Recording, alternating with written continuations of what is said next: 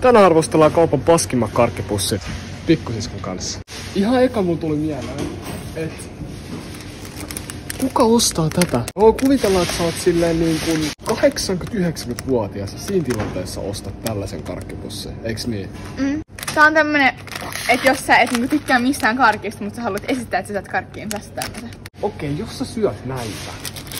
Noi on ihan hyviä. Mikä sulla on? Noi on ihan hyviä. Et sä osta pussiin tällaista. Jos se on viikossa yhden tällaisen, niin mä ymmärrän. Tää pussi, mä oon aina kattonut, että tää näyttää ihan siitä, että sä saat tästä oksennustaudin.